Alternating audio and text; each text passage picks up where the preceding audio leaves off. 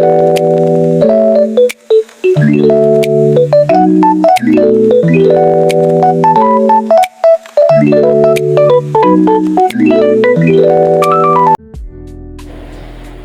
वालेकुम मेरी प्यारी प्यारी बहनों, कैसी हैं आप। रात से ही मैं सोच के ये सोई थी कि मैं सुबह उठ के मक्खन ज़रूर बनाऊंगी, क्योंकि मुझे और मेरे बेटे को मक्खन बहुत अच्छा लगता है। नाश्ते में कभी कभी ऐसी चीज़ें भी खा लेनी चाहिए जो आपको हेल्दी रखें। फिर मैं आ गई जी अपने चूल्हे की सफाई की तरफ। जो सुबह सुबह जो है ना, मुझे नाश्ते के टाइम पे चूल्हा गंदा बहुत ही बुरा लगता है। मैं सबसे पहले अपने चूल्हे की सफाई करती होती हूँ, फिर जो है मैं नाश्ते की तरफ आती होती हूँ।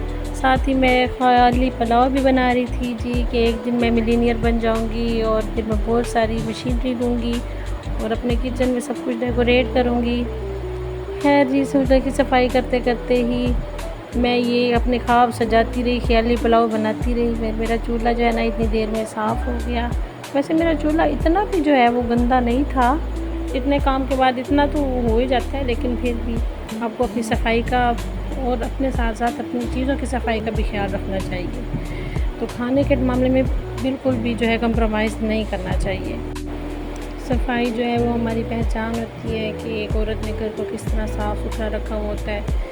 घर को मैनेज करते के साथ साथ जो है ना, इंसान को अपनी चीज़ों का भी ऐसे ही ख्याल से रखना चाहिए। फिर मैंने नाश्ता बनाना स्टार्ट कर दिया। पहले मैं सबसे पहले पानी गर्म करती हूँ, और पानी गर्म करने के बाद जो है ना मैं बाकी का जो नाश्ता है वो बनाती होती हूँ। पहले मैं पानी गर्म पी लेती होती हूँ, क्योंकि ये आपकी सेहत को फिट रखता है। फिर मैंने जी पराठा बेला। पराठे के ऊपर पहले मैंने उसे गोल पेड़ा बनाया, फिर उसे गढ़ा दोबारा से और उसके ऊपर ऑयल लगाया या घी लगाया, आपकी मर्ज़ी है। फिर उसे जो है दरमियान से कट करके हमने उसे वहीं पे ही मैंने पेड़ा जो है ना वो बेल लिया। ये इतना क्रिस्पी और मज़ेदार बनता है ना, आप भी इसे खाएं, एंजॉय करें।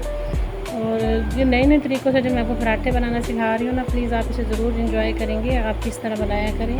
और ये वहीं पे मैंने घड़ के बना लिया। ये इतना अच्छा मुझे लग रहा है ना कि मैंने इसे यहीं पे पेड़ा जो है बना लिया, आराम से बन गया यहीं पे। वरना आप कितनी देर तो वैसे पेड़े को घड़ते रहते हैं। ये देखिए कितना ज़बरदस्त सा मैंने पराठा बेला है और ये इतना ज़बरदस्त बन रहा है, बड़ा क्रिस्पी बना था। इसके साथ ही जी हम रख देते हैं जी मक्खन भी अपने बेटे को मैं रख के दूँ। अपनी छोटी छोटी खुशियों को एक बंदे को एंजॉय करना चाहिए। ये लें जी, हमारा जो है प्यारा सा मक्खन और चाय और पराठा तैयार हो गए हैं। क्रिस्पी पराठा हमारा, ये मैं लेके जा रही हूँ अपने बेटे की तरफ। है ना मज़े का ये मक्खन। जैसे शाम हुई और मेरे बच्चों ने शोर मचा दिया, अम्मा हमें यखनी पुलाव बना कर दें, तो मैंने फिर पतीला चढ़ा दिया। साथ ही मैंने तमाम इंग्रेडिएंट्स जो है वो सेट करके रखे। गरम मसाला, नमक और काली मिर्च, ये मैंने जो है ना, और गरम मसाला ये यखनी बनाने के लिए मैंने रख दिए। साथ ही इसमें जो है वो चिकन वो डाल दिया। अब पतीले में बहुत सारा पानी डाल के मैंने ये चढ़ा दिया, और साथ ही मैंने जो है ना चावल धो के रख लिए।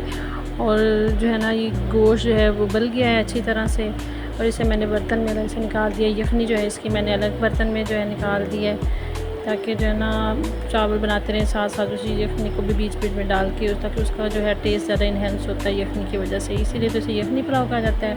फिर मैंने दोबारा पतीला धो के उसे चढ़ा दिया। फिर मैंने इसमें घी डाला 2 चम्मच, उसमें प्याज डालें, और प्याज जो है ना अच्छी तरह बारीक बारीक काट के आपने फ्राई कर लेने हैं। और साथ ही इसमें जैसे फ्राई कर लेंगे ना, तो इसमें टमाटर डाल देने हैं। टमाटर के साथ ही हमने सब्ज़ मिर्चें भी डाल देनी है, 3 से 4 अदद टमाटर, 3 से 4 अदद सब्ज़ मिर्चें, और फिर एक चम्मच जो है ना वो मसाले डालने हैं। 1 चम्मच नमक, 1 चम्मच मिर्च, 1 चम्मच हल्दी, 1 चम्मच दरदरी मिर्च, 1 चम्मच सुरख मिर्च, 1 चम्मच गरम मसाला डाल देना है। आप अपने हस्ब मुताबिक, हस्ब मंशा जैसे भी मसाले हैं वो डाल सकते हैं। बच्चों को और बड़ों को ये जो है ना चावल बहुत पसंद होते हैं। मेरे बच्चों को तो यखनी पुलाव बहुत अच्छा लगता है, तो मैं यखनी पुलाव ही ज़्यादातर बनाती होती हूँ। तो ये बड़ा टेस्टी बनता होता है, सिंपल सी रेसिपी इसकी होती है और मज़े का बन जाता है। फिर जी जनाब, मैंने इसमें तमाम चीज़ें डाल के इसे अच्छी तरह से भून लिया, और इसकी भुनाई करते हुए इसमें लहसुन डाल दिया, और साथ ही जो है ना थोड़ी देर तक मैंने इसमें आलू डाल दिए। आलू जो है ना आपने दरमियाने साइज़ में काटने हैं, उसे अच्छी तरह से भूनना है। फिर साथ ही आपने जो है गोश्त उसको शामिल कर देना है। गोश्त पहले से हमारा उबला हुआ था यखनी की वजह से, और हमने यखनी के ही पानी में जो है ना इसे पका लेना है।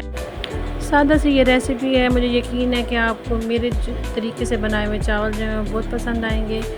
और सबको तकरीबन यखनी पुलाव बनाना आता ही होगा, लेकिन हर किसी का जो है ना अपना अपना तरीका होता है, अपना अपना स्टाइल से बनाते हैं हर कोई। बस चावलों के लिए आपने ख्याल रखना है कि चावल जो है ना वो अच्छी तरह से धुले हुए होने चाहिए।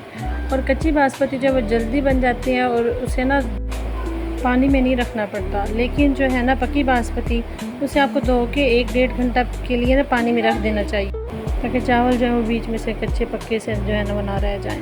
बाहर तो जी मौसम भी बड़ा प्यारा प्यारा सा बना हुआ है और हम अपने चावलों को अब अगले मराहिल में लेके जा रहे हैं। हमने चावल बीच में डाल दिए हैं जी, और उसके साथ जो है ना हमने पानी भी डाल दिया है। अब हम इसे जो है ना दरमियानी आंच पे पकने के लिए रख देंगे। अच्छा, मैं ना इसके ऊपर पुदीना लाजमी डालती होती हूँ, मुझे पुदीना बहुत पसंद है। और फिर मैंने रायते की तैयारी शुरू कर दी। रायते में मैंने ज़ीरा डाल लिया और नमक डाल लिया, बस यही है मेरा रायता। और साथ ही मैं जो है ना पुदीना ज़रूर डालती होती हूँ, तो पुदीने का जो टेस्ट है वो इसे इन्हेंस करता है और आपको चावलों में भी बहुत मज़ा आता है इसे खाने में। बच्चे भी बहुत शौक़ से रायता डाल के खाते हैं। मैं तो साथ प्याज भी ज़रूर काटती हूँ। अब जी मैंने प्लेटों में तमाम प्लेट्स सजा दी हैं। तमाम प्लेट्स में चावल डाल के फिर उसके ऊपर रायता डाल के, और मैं, मेरा बेटा और मेरी जो है ना बेटी छोटी सी है ना, हम प्याज भी डालते हैं, रायता भी डालते हैं। लेकिन जो है ना जो मेरी बड़ी बेटी है और सबसे छोटी जो मेरी बेटी है हिजाब, वो प्याज डालना बिल्कुल पसंद नहीं करती और सिर्फ रायता डाल के खाती हैं। आप भी ऐसे ही यखनी पुलाव बनाएं और इसे मज़े से इंजॉय करें। मुझे दुआ में ज़रूर याद रखिएगा और प्लीज़ मेरे लिए दुआ कीजिएगा कि अपने जो है ना बलबूते पे मैं कुछ कर सकूं, कुछ बना सकूं, और आप मेरा साथ दें। और आपका साथ मेरे लिए बहुत ज़्यादा ज़रूरी है, क्योंकि एक सिंगल मॉम को जो परेशानियां झेलनी पड़ती हैं, जो रिस्पॉन्सिबिलिटीज़ उनके कंधों पर नहीं होती, उन चीज़ों को भी उन्होंने देखना होता है। और जो रिस्पॉन्सिबिलिटीज़ उनके कंधों पर होती हैं, उन चीज़ों को भी देखना होता है। बच्चों की हर चीज़ को मैनेज करना होता है, घर को मैनेज करना होता है। ये लोग बनाते बनाते रात ज़्यादा हो गई है। आप मुझे इसके साथ ही इजाज़त दीजिएगा। अल्लाह हाफिज़।